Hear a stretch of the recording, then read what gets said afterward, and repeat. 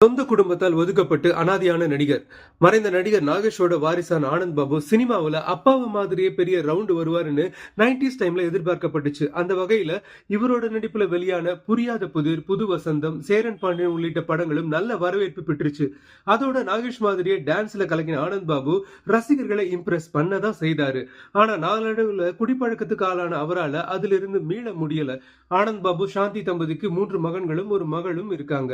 கருத்து வேறுபாடு காரணமா சாந்தி ஆனந்த் பாபு டைவர்ஸ் பண்ணி பிரிஞ்சாங்க. ஆனா இப்படி முடிவு எடுக்கிறதுக்கு முன்ன பலதரப்பட்ட முயற்சிகள் எடுத்தும் அவர் குடிப்பழக்கத்தில் இருந்து மீளாம கடன் வாங்குறதும், மது போதையில அடிதடியில ஈடுபடுறதும், சொத்துக்களை வித்து குடிக்கிறதுமா இருந்தாரு. மகனை எப்படியாச்சும் திருத்திடலாம்னு நம்பியிருந்த நாகேஷ் ஒரு கட்டத்துல மனசு உடைஞ்சு உயிரையே விட்டுட்டாரு. இதை தொடர்ந்து மனைவி, மகன்கள் மற்றும் மகளால் ஒதுக்கப்பட்ட ஆனந்த் பாபு ஆதவன் படத்துல கம்பேக் கொடுத்த நிலையில இப்ப பல டிவி சீரியல்களை நடிச்சிட்டு இருக்காரு. இப்படி தீராத குடிப்பழக்கத்தால சொந்த குடும்பத்தால அனாதையா விடப்பட்டவர் தான் ஆனந்த் பாபு.